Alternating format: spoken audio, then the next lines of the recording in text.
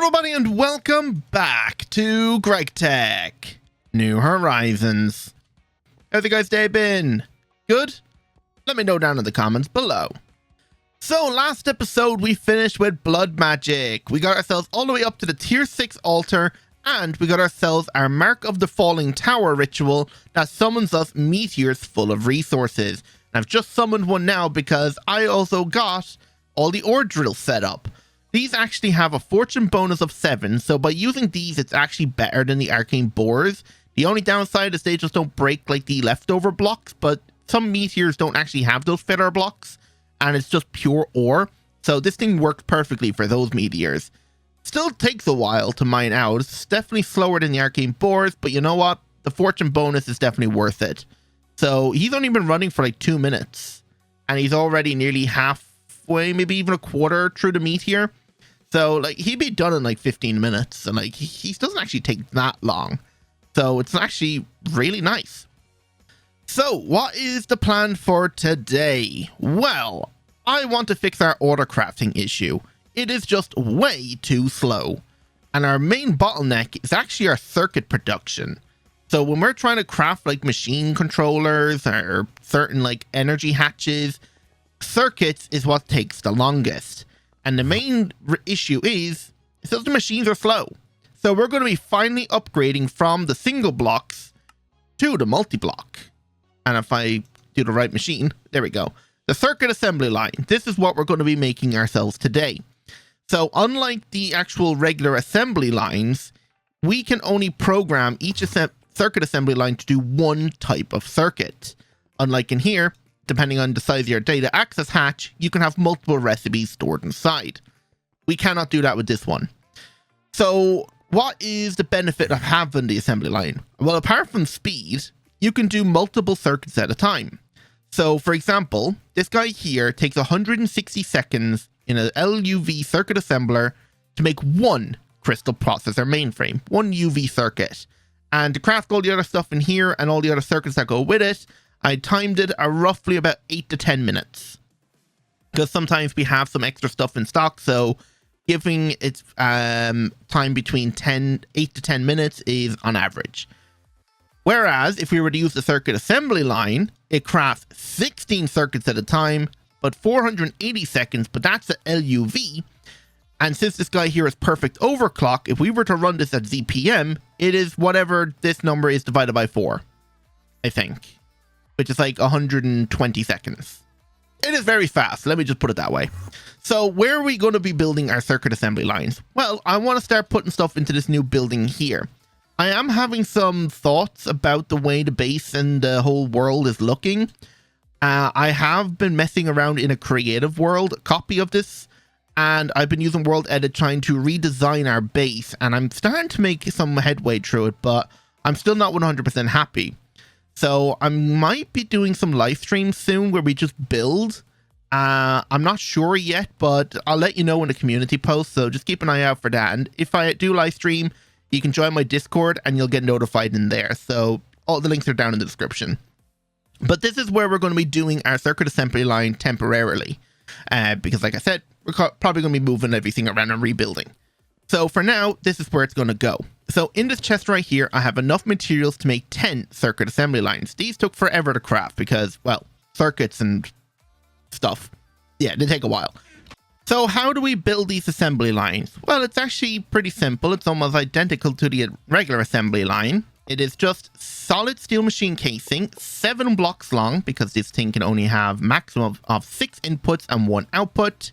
And there's also a fluid input, but that can go on any of the input slots or slices. We're going to do it right here. So we'll actually swap that out with the input right there. Then on top of the solid steel is going to be ZPM glass, iridium reinforced. I'm using ZPM because we have ZPM energy hatches. I think this thing can work with just the UL or the EV glass. I'm not 100% sure. But that says here the lowest tier is titanium, but if you look at the reinforced glass, this one here, I think this also does work on it, but I'm not sure. Let me know if I have to use this tier. Well, I'm going to use it now. It does work, but let me know if I can use the lower tier glass in the comments. So on the back of that, then it is assembly line casing, more glass, and then under that glass is going to be more solid steel. And right here is where the maintenance hatch is going to go. So you go there. As for the controller, that's going to go on the front left, and the energy hatch is going to go on the right middle. And then the rest of it is just great machine casing. And then underneath, we can figure out our inputs. So since it works the same way as the assembly line, we can only have one item per slice. So in here, that will be like our aluminium frames. And to make sure there's only one item in here at a time, we're going to use ULV input buses. So 6 items, 6 input buses. And for the output, we're actually going to be switching to these guys, the output bus ME. And these things are amazing because, one, they directly output to the ME system. There's no waiting between the output bus and maybe an interface. It's just straight to the ME system. And 2, they basically have an infinite capacity size. By default, this one here, we place it down, has an item capacity of 1600. So it can hold 1600 items. But you can increase them with storage components. So the highest one is this digital singularity ME storage cell, which holds 9.2 E, which is like trillion or something like that. I think G is billion, E is trillion. You're never going to be producing anywhere over 1 billion items at a time. So yeah, I doubt you'll ever have to get this high. So if you ever do, like even just the 16K is a lot. That's like a couple million output space. So yeah, we're going to be now swapping every output hatch that we have into these guys. And that's essentially how the assembly line is built. So it just has some problems. We just need to do a little bit of maintenance. And that's it. The only thing left to do is hook it up to autocrafting and power. But before we do that, let me go ahead and build the other 9.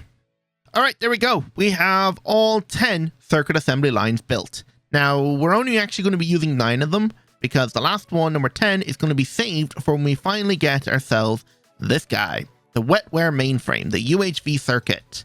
So that's still going to be a fair bit away because there's a lot of biochemistry we need to do because of biocircuits and stuff, but that's a future me problem.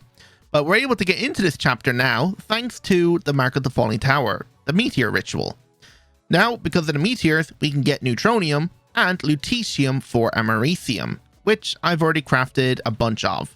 If we look in here at americium, I have about 2,000 ingots, and I have a lot more on the way. About another 3,000 is on the way. And I'm just waiting on the circuits here to be better optimized before I make more mass fabricators to make more meteors. So let's get this thing actually hooked up. So to hook it up, we're going to be connecting to a wireless connector, which is connected to our main system. So that is going to be here. So that's connected to where we have our quantum tunnels. Then we're going to have a P2P tunnel come out here. And we should have a network called circuit assemblers. This one right here. So that should be connected to our ME system. We're going to come down to with our dense cable and go all the way down to the end, right to here. And we're also going to connect this cable to this one as well. This is connected to a crafter, which is going to be making all the wrapped components for our circuits. So if we look in here, I have a large scale auto assembler, which we can finally get now thanks to being in ZPM age. Picmium was the last thing we needed for this thing. It's this stuff right here. It requires a ton of different dust, circuit 8 and a ZPM energy hatch. The only other thing is I was currently fluid solidifying this and then remelting it to use in crafts. I've since changed that. So now the fluid is directly used in recipes, which is really nice. But yeah, this guy's been turned off for a while. And we're also preparing a lot of these guys. And these are going to be for making ourselves our engraved crystal chips. So if I look up crystal, these things right here, these engraved crystal chips into the crystal processing units. Yeah, these take forever to produce. So I'm going to be upscaling the production by making multiple laser engravers to process them. So that's what's going on in there. But to continue hooking these guys up right here, it's the exact same we did for the assembly lines.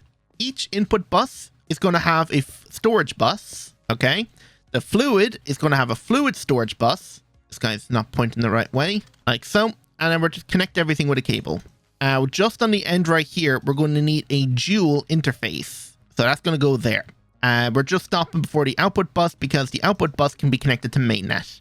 So we're essentially setting up a subnet right here. So we also need to power that. So that can be done with some quartz fiber. There we go. And then we're also going to need our pattern, which I've prepared in here. Now this one is going to be for the NAND chip array, the ULV circuit.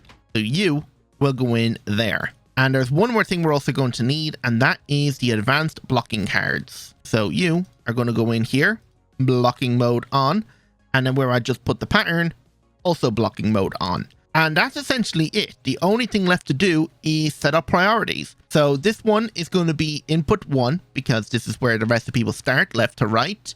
So this one here will be the highest priority, and there's 6 inputs. So you will be number 6, and then you will be number 5, you number 4, and so on all the way to 1. And that's it. Almost. There's actually one more thing I'm forgetting. That is to program this guy to make the NAND chip array. So if we were to head back over to the clean room, and in this chest right here, I have one of every circuit. What we want to do now is take our NAND chip array and using a machine called a slicer, and it also requires a slicer blade, we need to put the NAND chip array in here, and that will become a sliced circuit. A sliced circuit is basically like our data stick for the assembly lines. It's just for the circuit assembly lines. So there is one more step we need to do to make this thing work, and that is to turn it into an imprint. And that is going to require exquisite prasolite, which you can get by sifting prasolite ore, which we can get from our meteors now. Or the other way to get it is by making flawed prasolite in a blast furnace with amethyst and quartzite, and then use an implosion compressor or laser engraver to upgrade it. And the other thing you're also going to need is an imprint supporting board. There's a lot of stuff that goes into this, but it is talked about back in the LUV chapter up here in the top right. So all the different things like cubic zirconia, you're going to need bismuth telluride, tellurium, and there's also a few other ones then as well. Yeah, gallium phosphide, magnetic steel, dust. Yeah, there's some crazy dusts in there. And that makes us our imprint for the circuit assembly line. So all that has to be done now is place this in the input slot on the controller, turn it on, that gets consumed, and if we back out and look at our tooltips at the top, imprinted with a NAND chip array. The last thing to do now is, of course, hook it up to power. I just forgot about that. ZPM cable. So he's hooked up the power, and where our power is currently coming from is this Lapatronic supercapacitor over here. Probably not going to be using this thing as much because I want to actually switch to wireless power. And the only way to do wireless power at the moment is by using a Tesla tower. And if we look in here, I've already made the controller because I wanted to find a good placement for it. But yeah, we're going to be switching to a Tesla tower, and I'll talk about more of that later when we're setting up our Naquadah reactor. So this is turned on, so that's good. So that is going to go to power this, and everything here is ready. So all we have to do is look in here and look up NAND, because I think I still have the old pattern set up. Dual interface, which is that one. Oh, maybe I already moved the circuit. Okay.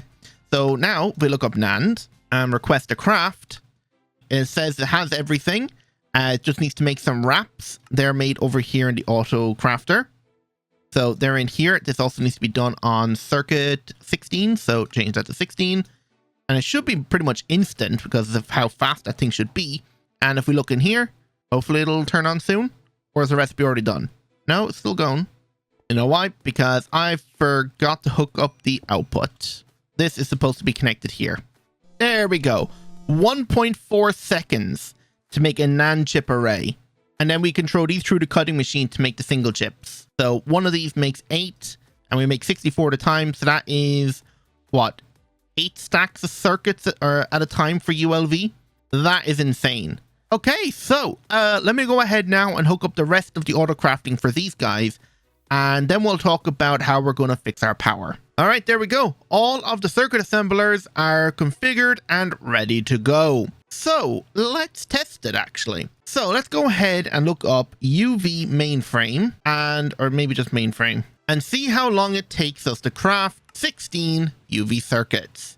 Go. So how long will this take? If you remember, one circuit took roughly 8 to 10 minutes. from what I calculated. So let's see how long this takes, and then we'll check even like the crystal processor and the LUV one, the crystal assembler, just to see how fast they are. By looking at the times in here, the circuit assembler for a crystal processor was 20 seconds, but in the assembly line it says 60 LUV. So divide that by 4, that should be only 15 seconds to make 16 crystal processors. We'll soon find out once it actually starts. Oh, there it is. And yes, 15 seconds for 16 processors. That's nearly just over 1.1, like it says, circuits per second. Oh, this is going to change everything, isn't it? The fact that we can make thousands of circuits in a fraction of the time it'll take us if we were to use our old system is insane. So the only thing holding us back now is our circuit board production, and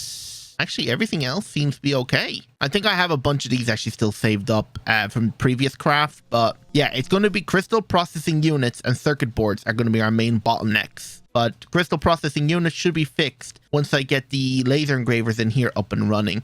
And these guys are going to be running at ZPM and have higher parallels than the old one that we have. So it should run faster either way. But yeah, like 30 seconds in here for an LUV circuit. Wherein the old circuit assembler, it was 40 seconds a circuit. Oh, this is insane. Let's see how fast the ZPM circuit is. ZPM is 60 seconds, whereas in a single block, it is 80. Yeah, I'm going to be loving this.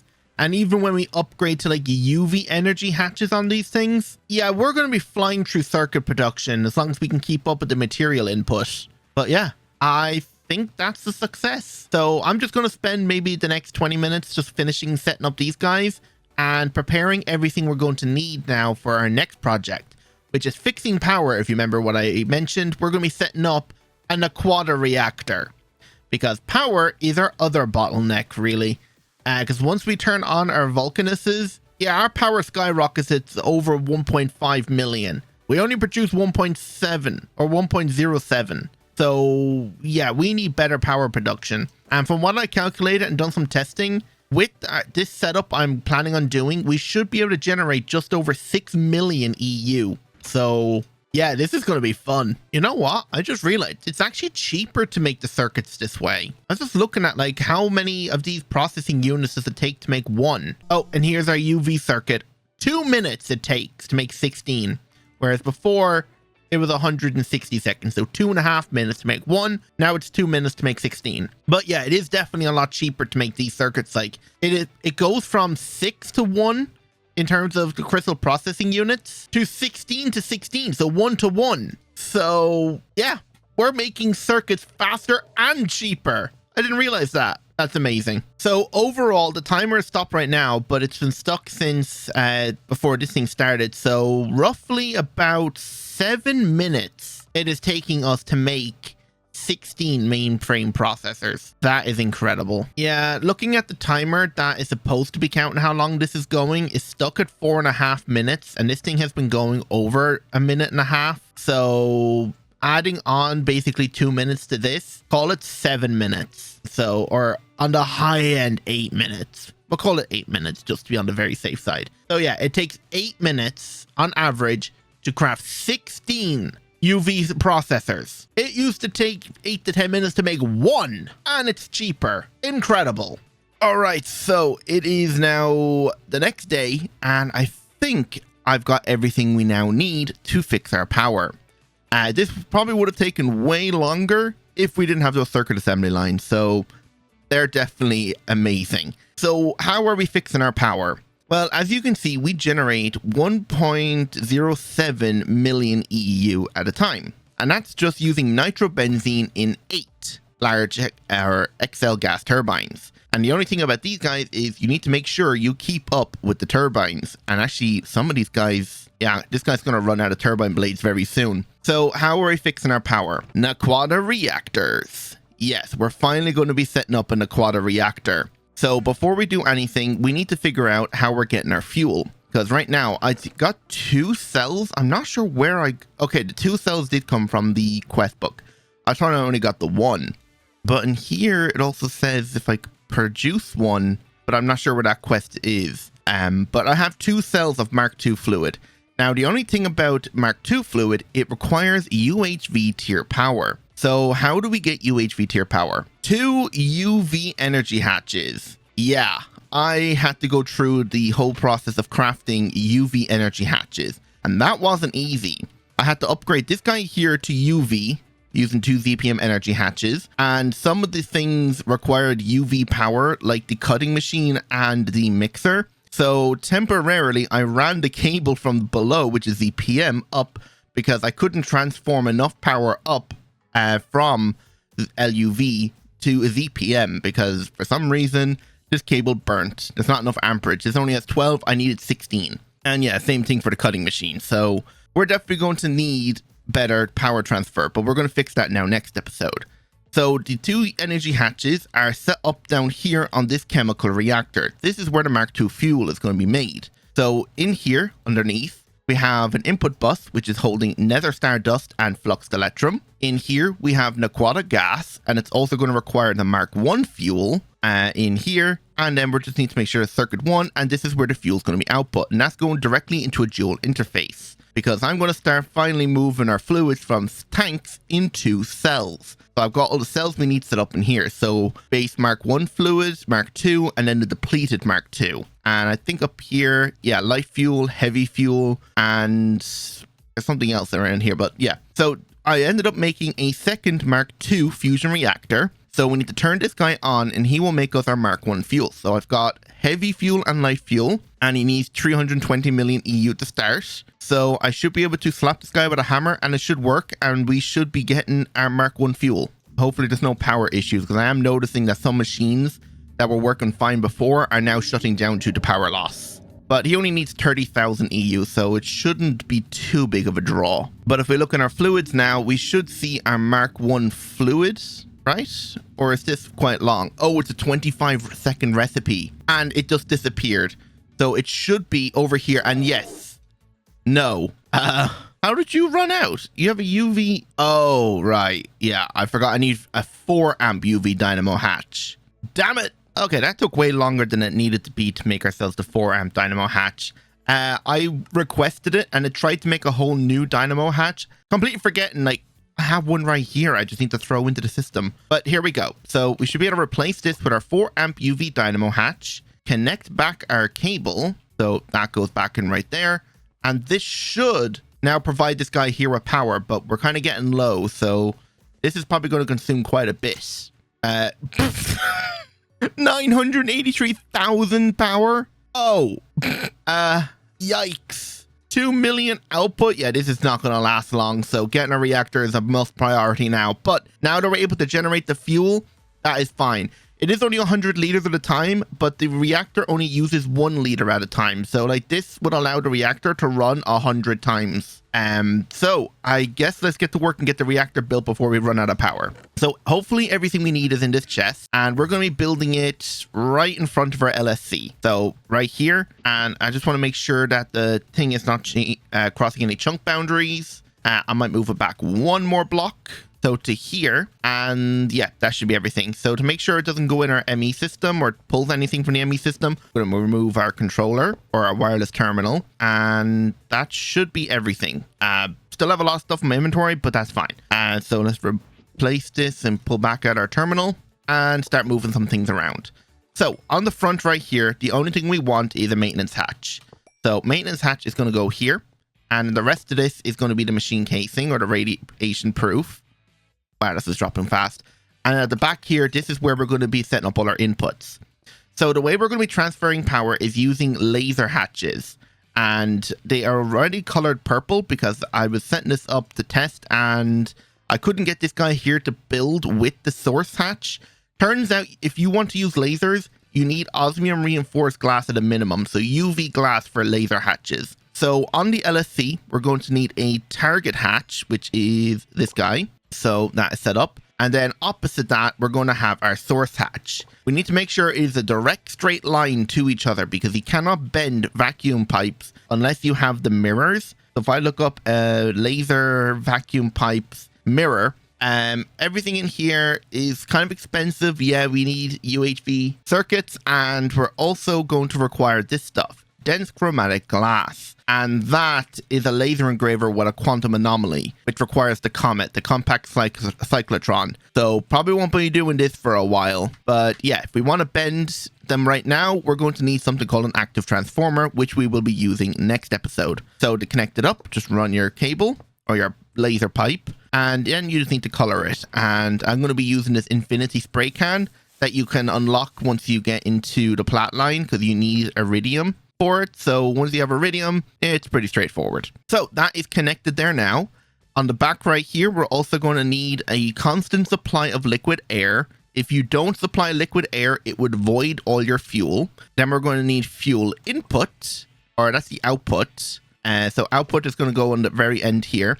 We're going to have cryothium input as well. Wait, where's my... I'm missing a hatch. There we go. So yeah, we're going to have fuel, cryothium, fuel output, and then air in. And then we'll place these two blocks here. And this should be the whole thing built. Hopefully. It takes a second to update. So while that's updating, we can figure out the actual fluid inputs. Okay, yeah, it updated. They all changed colors. So we also need to redstone control this guy, because we don't want him running and wasting fuel. So he is going to have a machine controller cover. We're going to enable with redstone, safe mode on, and then using alloyed frame boxes. I think, yeah, I need to bit that there. Run this down and connect this to here. Now we don't want it turning on just yet, so turn you off. We'll also have problems, so we want to fix them, and that's more or less it. We just need to provide it now with the liquid air. Now, I'm currently producing liquid air, and we have 1.1 billion buckets of it, or 1.1 million or 1.1 billion liters, and they are all going to just be exported out. So you are all export. You are going to have a dual interface because it's just outputting, not inputting. And then we just need to connect it to our ME system, which should have an ME connection under here. This one, 10 out of that. Yeah, this will do. All right. So liquid air, insert, and acceleration. There's our liquid air. U is going to be the Mark II fuel. You are going to be cryothium. And you are just a dual interface to collect the fluid. So everything in here should be ready now for this guy to turn on. Yeah, we're down to 14% and we're consuming 2 million power. We're only producing 1.07. What happens when this guy turns on? There we go. It is consuming and making 1 liter of depleted fuel. And if we look back here, the fuel is slowly being consumed. It takes 3 seconds. We have a few extra cells, so we'll provide that in. And now if we look, we are producing 7.4 million EU.